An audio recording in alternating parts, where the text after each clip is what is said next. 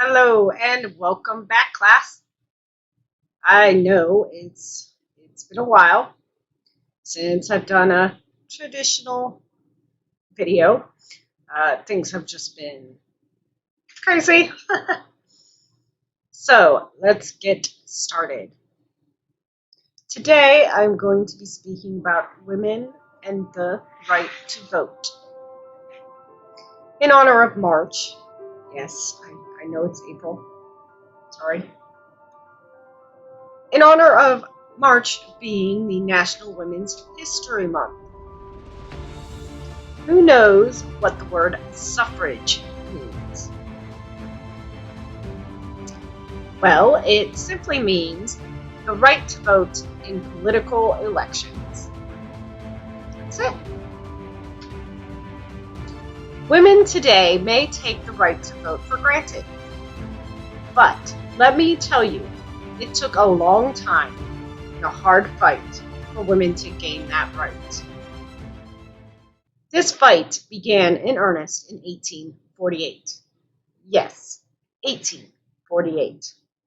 With the Women's Rights Convention in Seneca, New York. Here is where we meet Elizabeth Cady Stanton and Lucretia Mott, two reformers. Up to this point, women had been seen as an extension of their husbands or their fathers, and not their own entity. Recently, women had been playing a pivotal role in changes, such as temperance leagues, religious movements, moral reform societies, and anti-slavery organizations. These organizations not only wanted the right of women to vote, but also the right to own land and pursue an education. Most of the delegates to the Seneca Falls Convention agreed. American women were autonomous individuals who deserved their own political identities. Sojourner Truth, a former enslaved woman, gave a speech at the convention that is historically remembered and called "Ain't I a Woman?" She showed the importance of including women of color in the women's rights movement. Elizabeth Cady Stanton was the primary author of the convention's Declaration of Sentiments. It was signed by 68 women and 32 men, all who attended the convention. The women's movement lost steam during the American Civil War. After the end of the Civil War and the 14th and 15th Amendments were ratified to the Constitution, it led some suffragettes to try and block the 15th Amendment, at least until women were included. The movement was split into two groups, one that followed the path I just mentioned, and the other led by Lucy Stone, who supported the 15th Amendment even though it did not include women. Interesting fact, Lucy Stone refused to pay her property taxes, using the argument, no taxation without representation. Sound familiar? It's part of the many reasons America declared independence from Great Britain. No taxation without representation. However, in 1858, her home and furniture were taken and sold by the state. In 1890, the two groups were able to set their differences aside and come together. Carrie Chapman Catt was the president of this new organization and still favored the vote primarily for white women. She did not think that indigenous women should get their vote because they might sell it. And that some immigrants were not educated enough to vote. By then, the suffragettes' approach had changed. Instead of arguing that women deserved the same rights and responsibilities as men because women were created equal, the new generation of activists argued that women deserved the vote because they were different from men. This especially helped the temperance movement that held the belief that women could establish a moral, maternal commonwealth. We all know what happened when the 18th Amendment was ratified in 1919. It started the failed experiment known as prohibition. But women's groups were a large component of the amendment being ratified. States such as Idaho and Utah had already given women the right to vote by the end of the last century.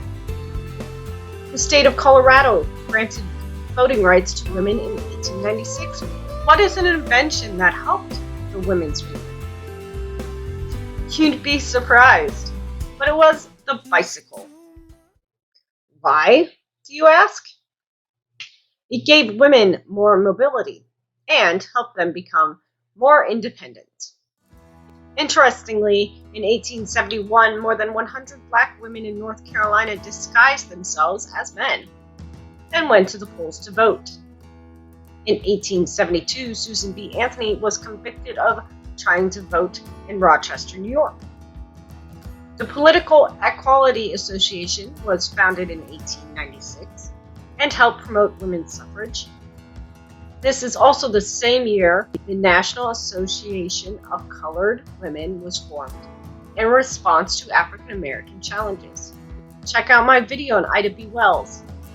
She was a journalist who investigated lynchings and championed civil rights reform. She also supported the rights of women to vote. Why was it so hard for women to gain the right to vote? Well, there were a few people who were against the idea. One being business owners, especially beer makers, because the women's movement also included temperance, and if alcohol was banned, they would lose out on profits. 2, politicians who were fearful that if women won the right to vote, they might vote male politicians out of office. Shocker. I know. And 3rd, individuals who were afraid that traditional women's roles would be changed within the family setting. It is in 1907 that we find the daughter of Elizabeth Cady Stanton taking the lead in the fight for women's votes.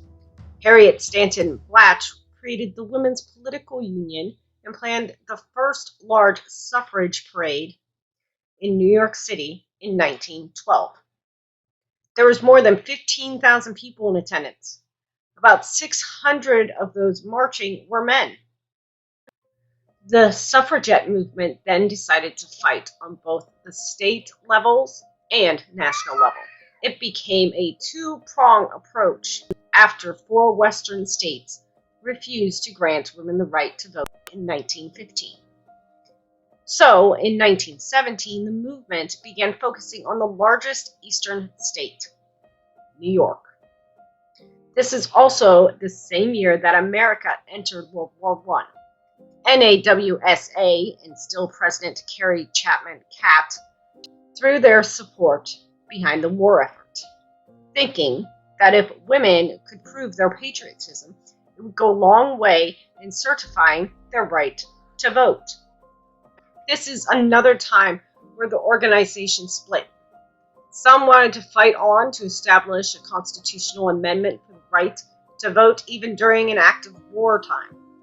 The National Women's Party picketed the White House all through the winter of 1917. Women were arrested and jailed multiple times, and even started hunger strikes while in jail, and sometimes had to be force-fed. When the public found out of these instances, it made President Woodrow Wilson look cruel, and he finally endorsed the federal amendment granting women the right to vote in January 1918. The 19th Amendment was finally ratified in August 1920. However, it was not until 1924 that the Indian Citizenship Act gave indigenous people, including women, access to voting. And in 1966, the Supreme Court banned the use of poll tax, which got rid of a major barrier for voting by people of color and poor people. It's 2021, and we as women have had the right to vote for over 100 years. It is something I take seriously and use that hard-fought right every time there is an election. I realize this is not everything you ever need to know about women's suffrage. There are people I left out that contributed much, such as Frances E. W. Harper, who wrote anti-slavery poetry and helped found the American Women's Suffrage Association, and Sikala Saw Gertrude Simmons Bonin, a Dakota who wrote and worked for the suffrage movement and citizenship for indigenous people. Plus, there is Ernestine Rose, who escaped an arranged marriage when she fled to America and spoke out for abolition and women's rights. Mabel Ping-Hu Lee was a Chinese American who rode horseback leading a parade of 10,000 marchers, despite not being eligible for citizenship at the time. There are tons of books to read on the subject. I found the History Channel to have a good selection of references on their website as well. The American Bar Association website is also helpful. Thank you so much for joining me today. I hope you learned something new. I know I did. I hope you all have a wonderful spring. And as always, keep on learning.